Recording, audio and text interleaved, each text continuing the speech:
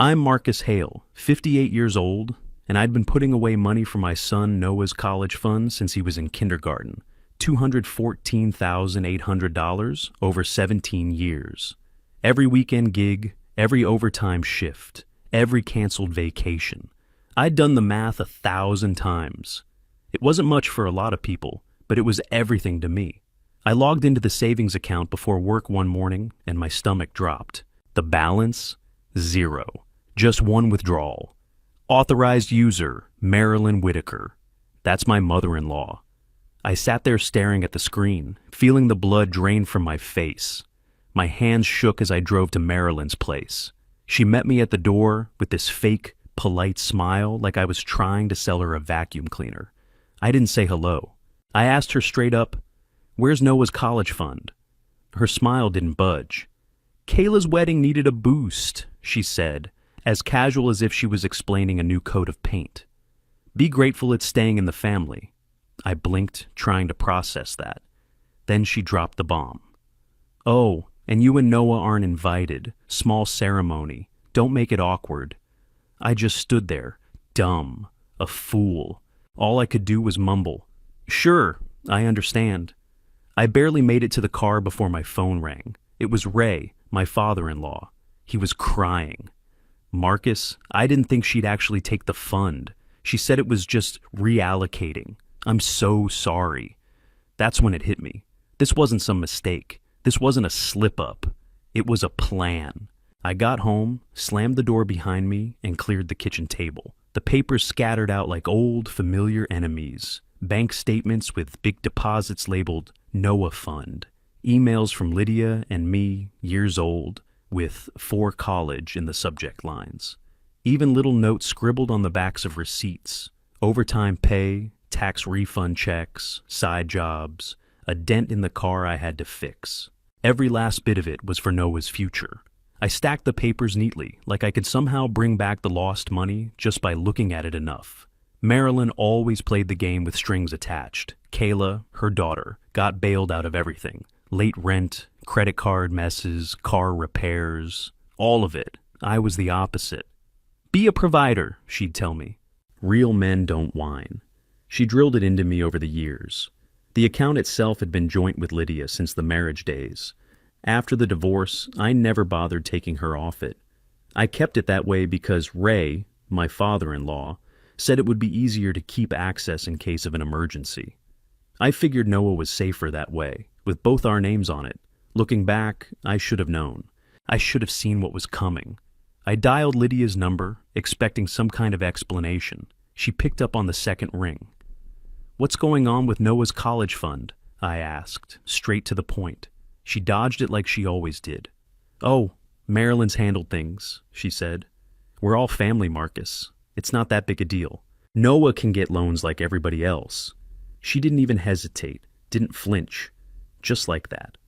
I hung up without a word. The air felt thick.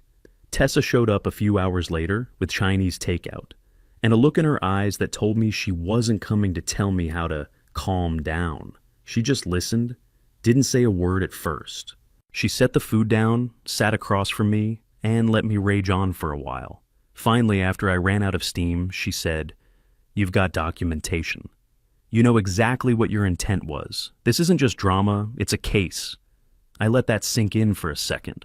I'd been so wrapped up in the emotional mess of it all that I hadn't stopped to think about what was next. But she was right. I had everything I needed. The bank records, the emails, the overtime pay stubs. Everything was labeled. Everything was clear. If they wanted to play family politics, I was ready to bring the receipts. "All right," I said, getting up and grabbing my jacket. "Document everything. Go to the bank. Talk to a lawyer." Tessa didn't argue, just nodded. The next morning, I logged into the bank again. Same zero balance. Same authorized user, Marilyn Whitaker. I took a screenshot and saved it. Then I went to the branch before work. I needed the who, the when, and the how of that withdrawal. The air inside the bank smelled sterile, paper, ink, and cold coffee. The teller, a young woman with dark hair pulled tight into a ponytail, greeted me like I was just another customer. I asked to speak with the manager. Mr. Patel came over. All business. I laid out the folder, bank statements, emails, everything, and asked. This account was for Noah's education. I funded it, almost all of it. There was one total withdrawal 9 days ago. I need to know who took it, when, and how. Mr. Patel gave me the speech about joint accounts. Anyone with access can take the money, he said, hands folded in front of him. I nodded, but I wasn't backing down. Understood. I still want a record for intent. I want a copy of the transaction details. He printed out a report for me. In-person withdrawal by Marilyn Whitaker, the receipt said. There it was, in black and white, processed by a teller named Donna K. No flags, no questions. Just a clean transaction. I'd also like a notarized statement confirming that the funds were withdrawn by an authorized user other than myself, I added, and a cashier's record of the timing. He agreed. It'll take a few days?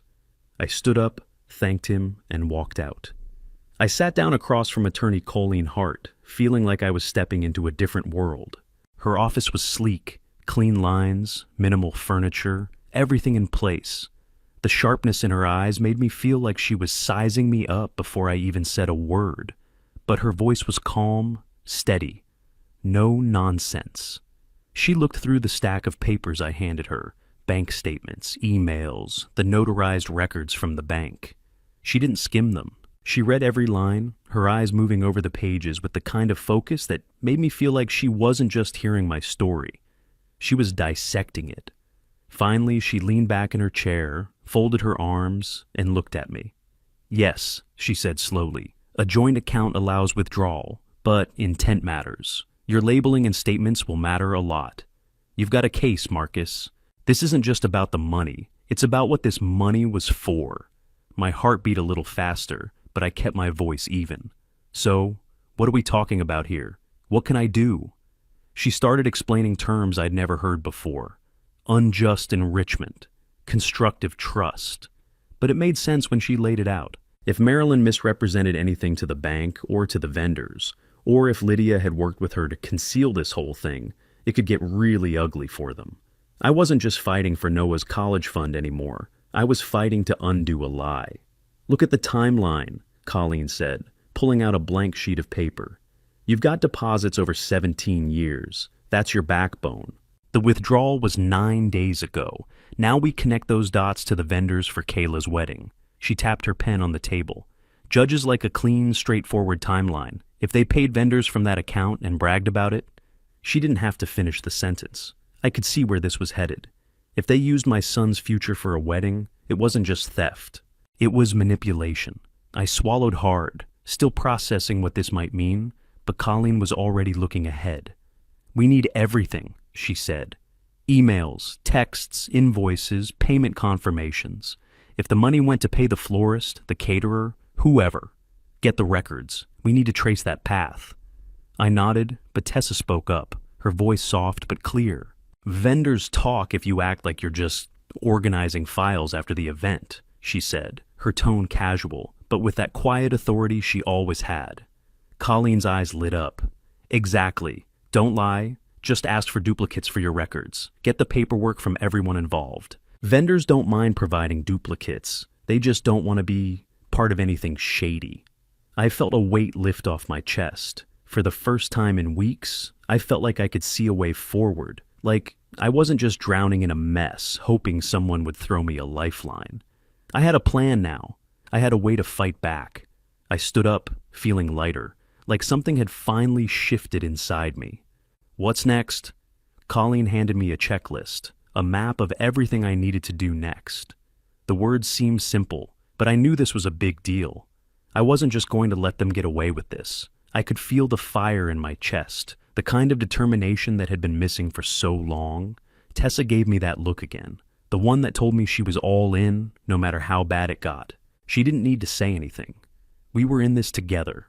I walked out of that office with a feeling I hadn't had since I was in my 30s, like I wasn't helpless anymore.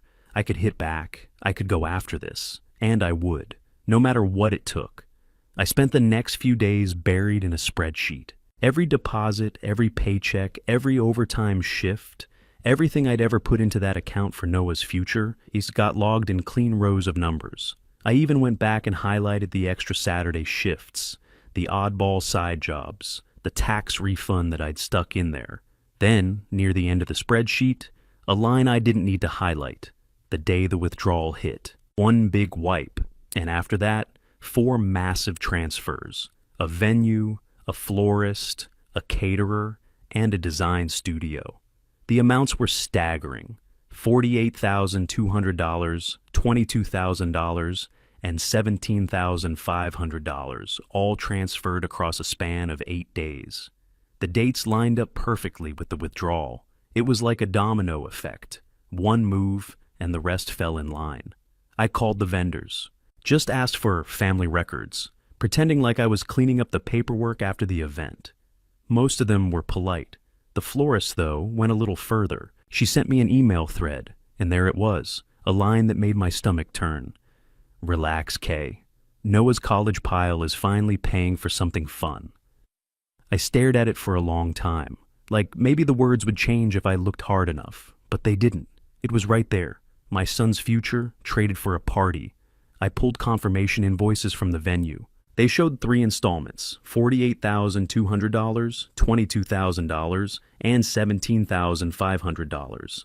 The dates lined up with the withdrawal. No more doubts. The proof was staring me in the face. That night, I sat down with Noah. He was quiet, like usual, always buried in his videos on engineering or design. When I told him what had happened, there wasn't any shouting, no outburst.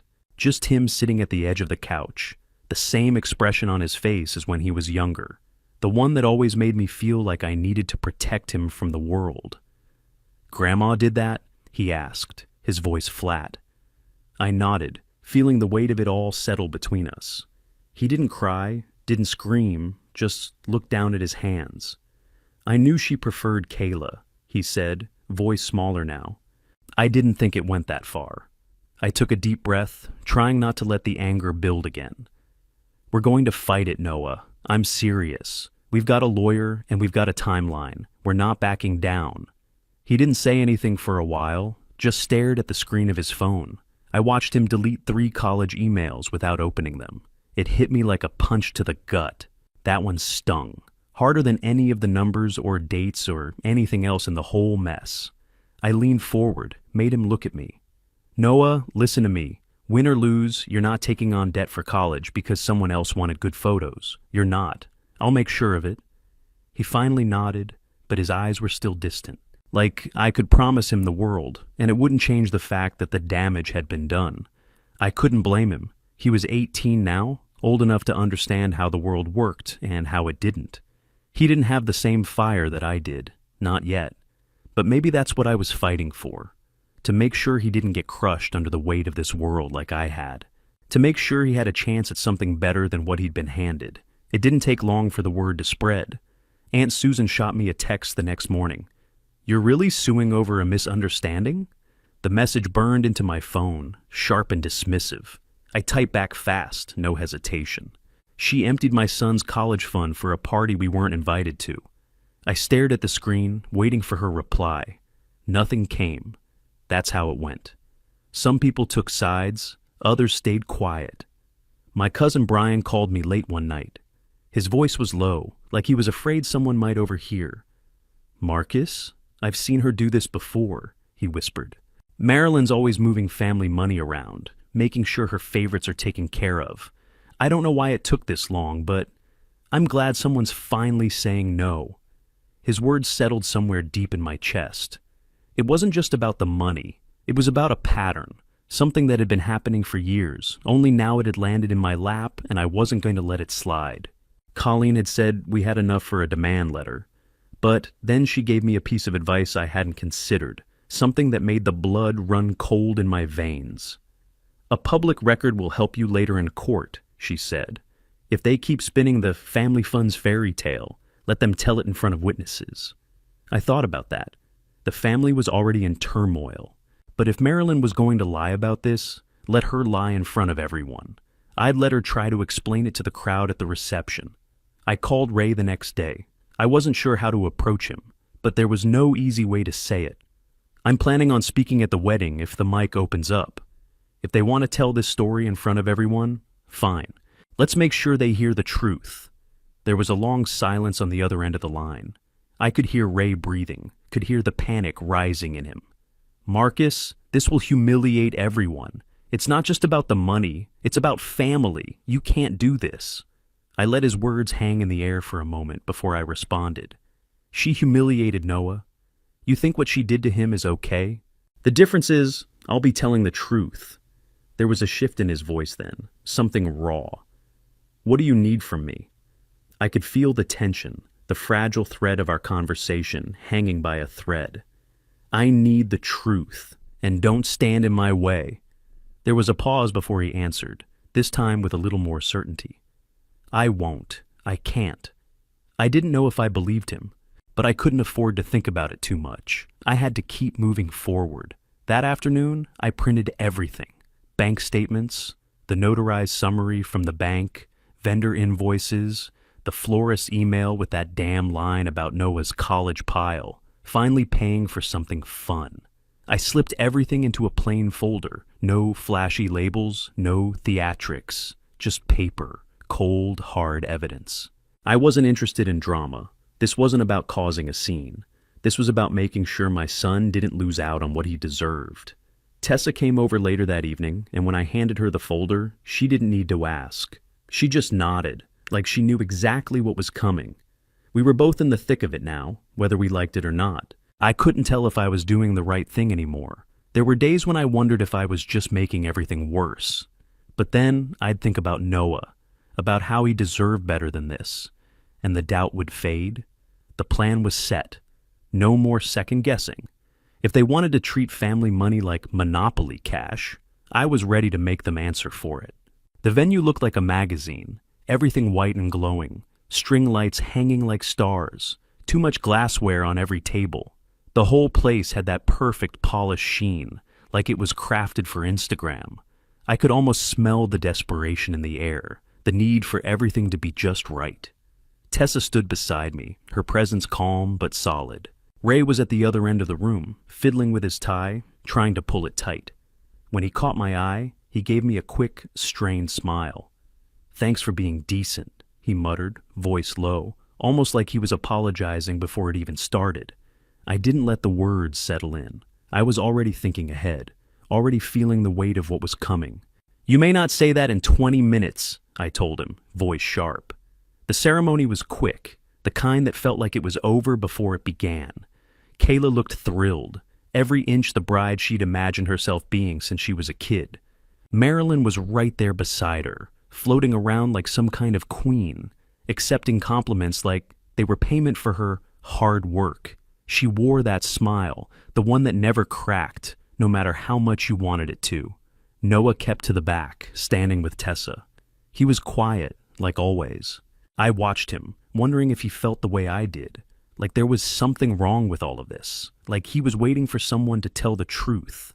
The toasts came and went. People clinked glasses and raised their drinks, smiling like they didn't know anything. Then the DJ, his voice booming through the speakers, asked, "Anyone else?" That was my cue. I raised my hand, felt the eyes shift to me, and walked up to the mic. Marilyn's smile died when she saw me, and for a split second I felt a rush of something. Satisfaction, maybe? Maybe just relief. I stood there, holding the mic, feeling the weight of the room fall silent around me. I looked right at Marilyn. "You've all praised Marilyn for this beautiful night," I said, voice steady, cutting through the buzz of the crowd. "You should know how she paid for it." I pulled the first page of the bank statement from the folder, holding it up for everyone to see. The balance, the withdrawal. One big line, just a few numbers. Simple, direct. The room was dead quiet. I could almost hear the air hold its breath. I read the florist's email out loud, slow and clear. Noah's college pile is finally paying for something fun. The words hung there, sharp and ugly. Kayla's eyes shot to Marilyn, wide and confused. She didn't look like the excited bride anymore. She looked lost. Then Bryce, the groom, stood up, his face pale, his eyes darting between Marilyn and me. "Is that true?" he asked, his voice shaky. Marilyn flinched, her smile faltering for the first time. That's family money, she said quickly, voice tight. Noah can get loans. This was for family. I could feel the weight of the room shift, feel every set of eyes turn to her. But it wasn't over. Ray, standing on the sidelines, his face red, suddenly spoke up. His voice cracked, shaking with emotion. Marcus is telling the truth, he said, his eyes never leaving Marilyn's. We all knew that account was for Noah. There it was, the truth, finally spilling out of him. It wasn't pretty, but it was real. I slid the draft complaint onto the head table, letting it rest there in front of everyone. I'll be pursuing this legally, I said, my words ringing through the room. I let the silence take over for a moment, gave everyone a chance to process what was just said. Then I stepped away from the mic, walked off the stage without another word. As I walked out of the room, I didn't feel triumph. I felt like I had just taken the first step towards something bigger, something better. I didn't need to see the fallout. I knew what was coming. The truth was already out, and it was enough. The fallout didn't take long to hit. I woke up the morning after the reception to a voicemail from Marilyn. Her voice was sharp, dripping with venom. "You're cruel and ungrateful, Marcus," she said, almost spitting the words. "You've ruined Kayla's day. This is family money, and you've turned it into a circus. You should be ashamed." I didn't respond. I didn't need to. I saved the message. Colleen smiled when I played it for her. "Entitlement," she said, her eyes glinting with satisfaction. "Judges notice this kind of thing." Bryce called me a couple of days later. His voice was weak, like he was choking on something. "Marcus, I didn't know," he said, sounding sick to his stomach. "Some vendors haven't been paid yet. I'll cooperate if subpoenas hit." I could hear the regret in his voice, and I believed him. He had looked wrecked at the table the night of the reception. He wasn't one of them, not fully. He wasn't part of Marilyn's game. The wheels of the legal process started turning fast. Colleen filed Hale vs. Whitaker, a request for restitution of $214,800 plus damages for unjust enrichment and interference with educational expectancy. The family chat exploded like I'd lit a fuse in a powder keg. Half the messages were people asking how I could do this to the family, but the other half went quiet. No one knew what to say. Two of my cousins slid into my DMs, telling me things I hadn't expected to hear. They confessed that Marilyn had borrowed from them years ago for family emergencies that, in hindsight, looked a lot like vacations. That was the smoking gun, pattern evidence. I had a way in now. I logged everything, dates, names, amounts. Marilyn had done this before. She'd gotten away with it for too long. Mediation day came quicker than I expected. Marilyn showed up looking like she'd just stepped out of a glossy magazine, polished, cold, like she was playing a part. She didn't flinch when she saw me, but when Colleen laid out the facts, she couldn't hide the sweat on her brow.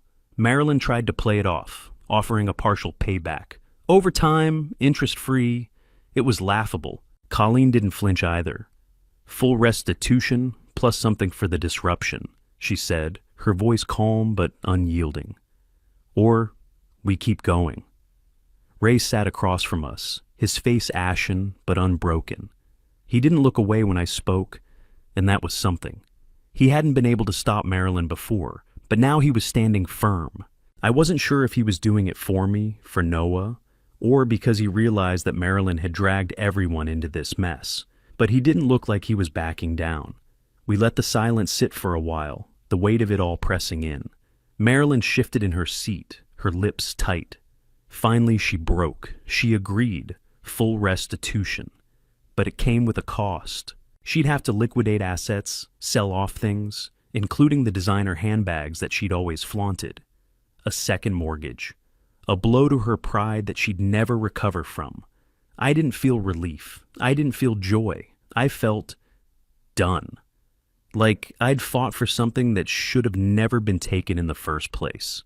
But Noah's future was back where it belonged, even if it cost Marilyn everything she held dear.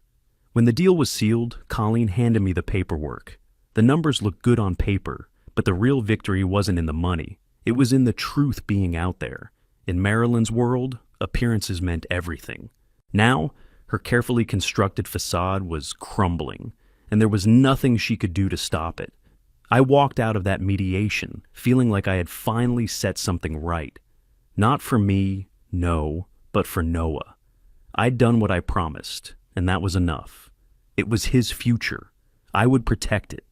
And if anyone tried to mess with it again, well, they'd have to go through me. The settlement hit my account a week later, wired into a new account, my name on it, Noah, as the beneficiary at 21. No joint anything, no loopholes. I logged in that morning, feeling the familiar tightness in my chest, but when I saw the numbers climbing back, I could finally breathe again.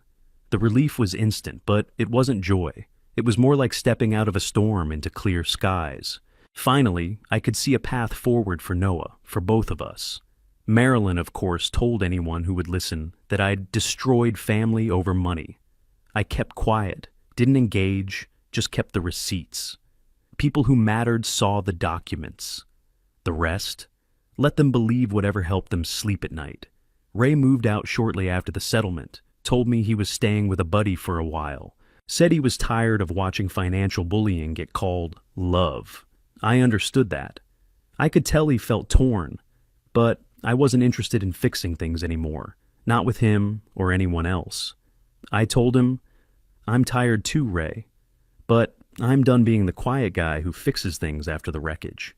That spring, Noah and I toured State Tech. He'd been quiet for months, his future up in the air, weighed down by everything Marilyn had done. But when we walked into the engineering hall, I saw something change in him. He smiled for the first time in weeks. It wasn't a big smile, but it was something. He looked around at the labs, at the walls lined with models, with projects. We're really doing it? He asked, his voice quiet but hopeful. I nodded. We are. Because you earned it. And because I didn't roll over. It was all I could give him.